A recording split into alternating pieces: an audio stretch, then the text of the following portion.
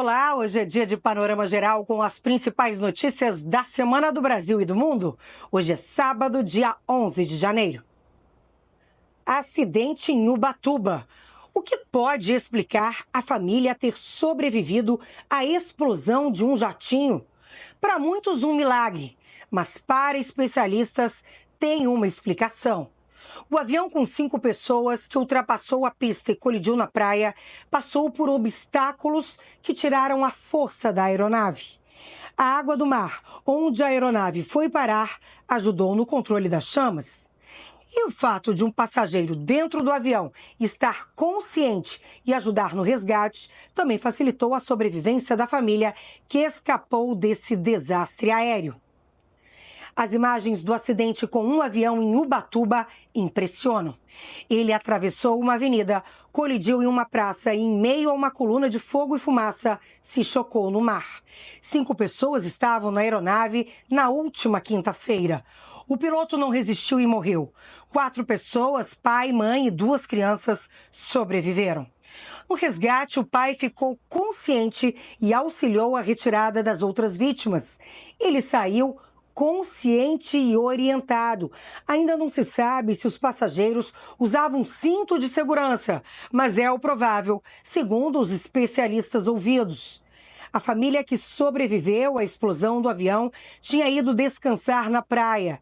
Mireille Frais e o marido Bruno Almeida pretendiam voltar para Goiás com os 2 filhos para a colheita de soja, que começa a partir da próxima semana em Mineiros. Eles trabalham com agropecuária e eram donos do avião. O estado de saúde de Mireille é considerado grave. Manipuladora, fria e dissimulada. Foi assim que a polícia traçou o perfil da suspeita de envenenar o bolo com arsênio no Rio Grande do Sul. A investigação afirma que vê fortes indícios de prática de homicídios e tentativas de homicídios em série. Na sexta, autoridades confirmaram que uma 4ª pessoa ingeriu arsênio antes de morrer. O sogro de Daisy. Ele passou mal no dia 2 de setembro de 2024. Conforme as provas levantadas, ele teve um mal-estar depois de tomar café com o leite em pó levado por Daisy e faleceu no dia seguinte. O corpo dele foi exumado e a polícia confirmou que a causa da morte foi envenenamento. A polícia informou ainda que Daisy comprou arsênio 4 vezes no período de 4 meses, sendo que uma dessas compras foi anterior à morte do sogro e as outras 3 antes da morte das 3 mulheres em dezembro. O produto teria sido comprado pela internet e recebido pelos correios. Daisy Moura dos Anjos, este é o nome dela. Ela está presa temporariamente. Ela colocou arsênio na farinha de um bolo de frutas cristalizadas e provocou a morte de 3 mulheres em Torres, no Rio Grande do Sul. Segundo a polícia, Daisy tem sempre uma resposta na ponta da língua e é muito calma quando questionada. Em uma das declarações a um companheiro, a polícia resgatou o seguinte comentário da agora presa. Abre aspas, se eu morrer, cuide bem do meu filho e reze bastante por mim, pois é bem provável que eu não vá para o paraíso. Fecha aspas. A polícia ainda relata ter encontrado buscas no celular de Daisy na internet de termos como arsênio veneno e o veneno que mata humano. Em nota, a defesa da suspeita, Daisy Moura dos Anjos, alega que as declarações divulgadas ainda não foram judicializadas e aguarda as provas. Vamos falar sobre transações financeiras. A notícia de que a Receita Federal ampliou as regras de fiscalização sobre transações financeiras dos contribuintes gerou confusão nesta semana. Mas o monitoramento dessas movimentações já existia. O que muda é que mais instituições serão obrigadas a passar informações para a Receita Federal. Ao contrário do que circulou pelas redes sociais, a medida não implica a cobrança direta de nenhum imposto. Mas o contribuinte deve estar atento, porque movimentações atípicas podem gerar problemas para quem não declara seus rendimentos de forma correta. Essas mudanças foram necessárias devido ao avanço da tecnologia. O que mudou agora? Além dos bancos tradicionais, outras instituições foram incluídas na obrigação de repassar à Receita Federal os dados das movimentações financeiras dos seus clientes.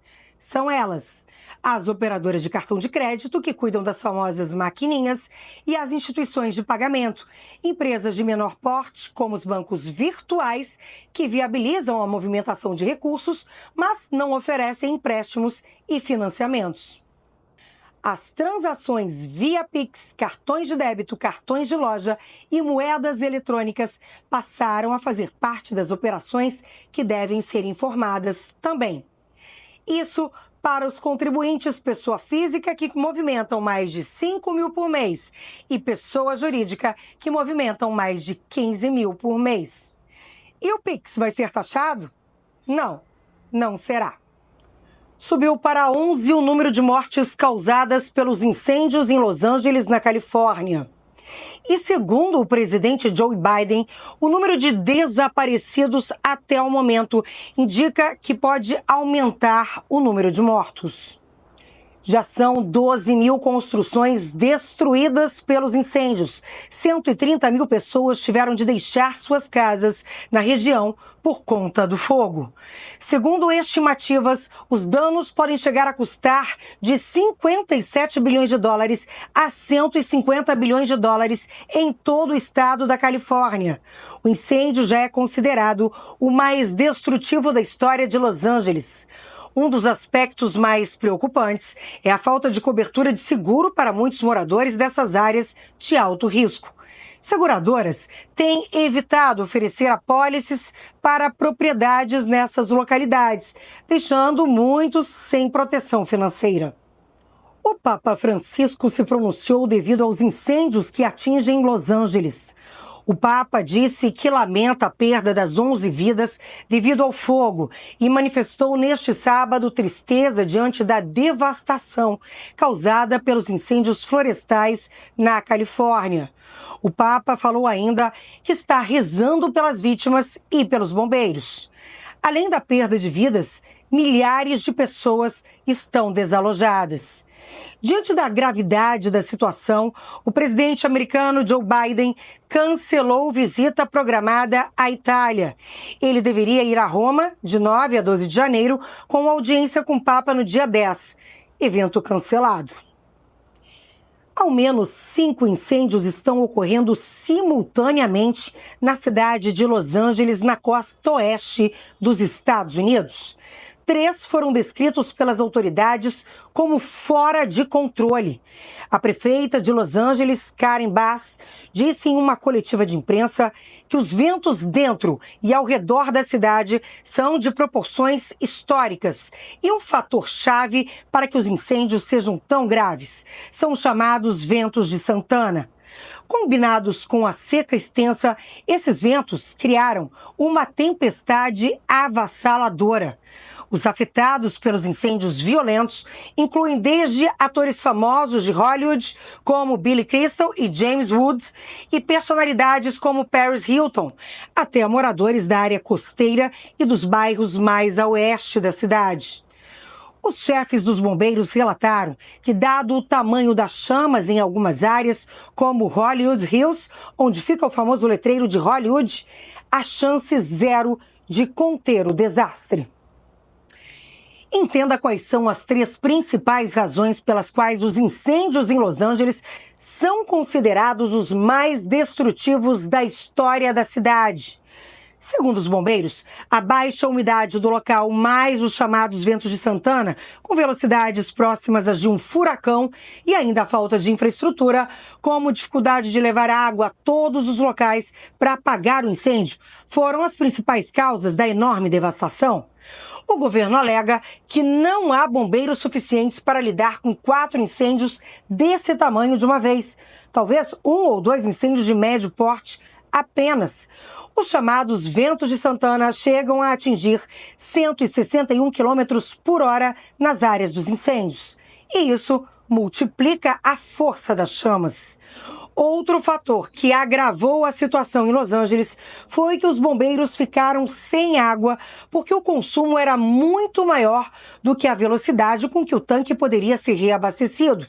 E o fogo continuou imparável. Há ainda o fato que normalmente os incêndios florestais são controlados por descargas aéreas, que não podem ser utilizadas neste caso, pois o vento e a visibilidade do ar estão impedindo isso. Outro fator agravante é a seca severa e as mudanças climáticas que castigam não só a Califórnia, mas vários lugares do mundo. Veja as imagens impressionantes do antes e depois do incêndio em Los Angeles, em várias áreas atingidas pelo fogo.